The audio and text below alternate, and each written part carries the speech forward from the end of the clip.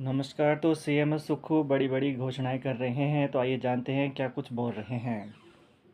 जब आप बिजली बेचकर प्रॉफिट कमा रहे हैं और लाभ कमा रहे हैं, तो क्या जहां हिमाचल की जगह से जहां से पानी आ रहा है, तो क्या लोगों का ये अधिकार नहीं बनता है कि जो नुकसान उस पानी के कारण उन्होंने इतने साल सहा, तो उन्हें क्या फ्री रॉयल्टी के रूप में बिजली नहीं मिलनी चाहिए?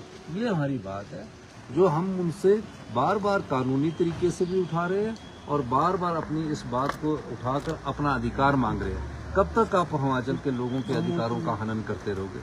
सरकारें आती है, सरकारें जाती है, लेकिन इस चीज को जनता को समझना पड़ेगा कि अगर आपको फ्री रॉयल्टी के रूप में पैसा मिलता है, तो आपके प्रदेश में आर्थिक समृद्धि काफी पहले ही आ जाती, काफी पहले ही आ जाती। आज जो शिक्षा संस्थानों के बुरे हाल है, आज जो हेल्थ सेक्टर के बुरे हाल है, वो क्यों हुए? वो इसलिए हुए कि हेल्थ सेक्टर तो खड़े कर दिए गए, संस्थान तो खड़े कर दिए गए, लेकिन उन संस्थानों में जो टेक्नोलॉजी चाहिए थी, जो वो उत्कृष्ट बनने चाहिए थे, उसके लिए पैसा नहीं था। तो हम उस अधिकार की भी लड़ाई लड़ रहे हैं और मुझे लगता है कि ये हमें सफलता मिलेगी। एरियर भी इसमें देखिए, हमने कहा है एरियर का मामला BBM भी नहीं है। देश की सर्वोच्च न्यायालय ने तय कर दिया कि हमको एरियर 2011 से मिलना चाहिए। सर्वोच्च न्यायालय ने तय किया, 2011 में हो गया। BBMB का जो एरियर था, जो लैंड के जो हमारी लैंड 7.19% के जो हिस्सा था, मिलना चाहिए। आज 14 साल बाद भी वो एरियर देने में कभी हरियाणा पंगे अड़ा देता अवार्ड में, कभी पंजाब करता, पर पंजाब ने एफिडेविट दे दिया था। हमने कहा कि अगर किसाऊ बांध में आपने आगे बढ़ना है, हमारी आपके पानी देने में सहमति है, लेकिन आप हमारा शोषण करते रहे, ये तो नहीं हो सकता। तो हमने उस संदर्भ में कहा है कि सुप्रीम कोर्ट में जुलाई में हमारा केस लगा है, आप एफिडेविट दे दीजिए जी।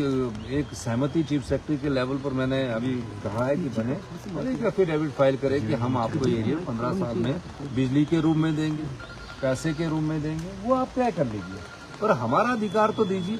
जो अधिकार न्यायोचित सुप्रीम कोर्ट से बड़ी अदालत तो कोई नहीं है, उसने तय कर दिया है और भारत सरकार के अटॉर्नी जनरल ने भी लिख के दे दिया, फिर भी हमें 14 साल से अपने पैसों के लिए गिड़गिड़ाना पड़ रहा है।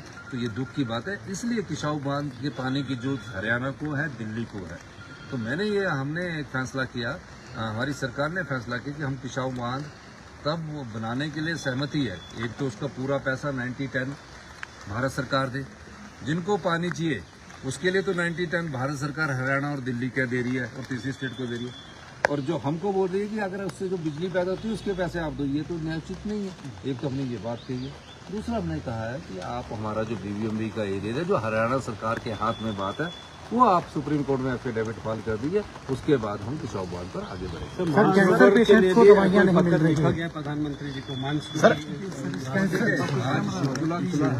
आज मुझे कल ही DC साहब बता रहे थे काफी टूरिस्ट तो हमारे पास जब टूरिस्ट काफी आ रहा है, तो परमाणु से चलेगा, शिमला पहुंचेगा, शिमला से चलेगा, नारकंडा पहुंचेगा, कुमारसैन पहुंचेगा, चौक पहुंचेगा और फिर निचार पहुंचेगा, फिर कू पहुंचेगा और फिर चला जाएगा। कितना ज़्यादा डीजल के रूप में हमें बैग प्राप्त होगा।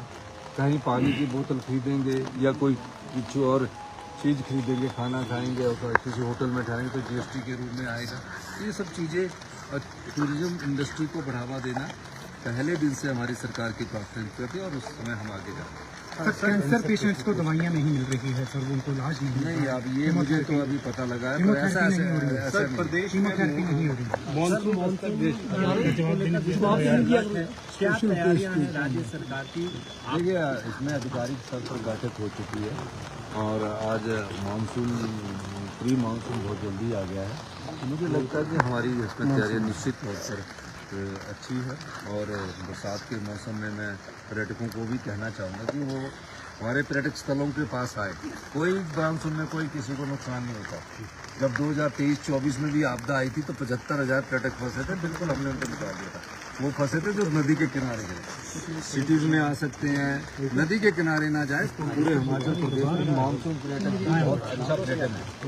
तो अगर नदी के किनारे जाते, खट नालों के किनारे जाते तब नुकसान होता है, लेकिन मानसून पर्यटन का लाभ उठाने के लिए मैं पूरे देश के पर्यटकों से अनुरोध करता हूँ कि आप आइए, अच्छे होटलों में रहिए, नदी और नालों के पास ना जाइए और मानसून पर्यटन का भी आप लाभ उठाइए, ये मैं कहना चाहता हूं। सर कांग्रेस अध्यक्ष सर कब तक फाइनल हो जाएगा, और जो संगठन विस्तार है उसको लेकर क्या सर, कांग्रेस अध्यक्ष और संगठन विस्तार कब तक मान के चलें सर? देखो, मैं तो सरकार में हूँ और संगठन के रोल में मैं यही कह सकता हूँ कि प्रतिभा सिंह जी ने अच्छा काम कार्य किया है, और प्रतिभा सिंह जी अगर अध्यक्ष रहते हैं तो मुझे उसमें कोई दिक्कत नहीं है। मंत्रिमंडल का विस्तार एक मंत्री का पद खाली है सर, वो कब तक? मंत्रिमंडल का विस्तार आने वाले समय में किया जाएगा।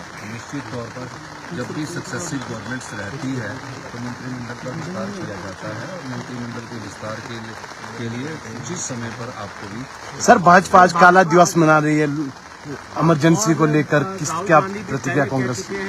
जो लोकतंत्र की स्थापना कांग्रेस पार्टी ने की, लोकतंत्र की स्थापना के अनुरूप संविधान बना। जो संविधान को तोड़ते हैं वो संविधान हत्या दिवस मना रहे हैं। जो संविधान को कांग्रेस पार्टी जिंदा रखे है, जिस संविधान के कारण भारतीय जनता पार्टी सत्ता में आई, उस सत्ता की आज वो हत्या दिवस मना रहे हैं। ये बड़ी विचित्र बात है, यही मैं कहना चाहता हूँ।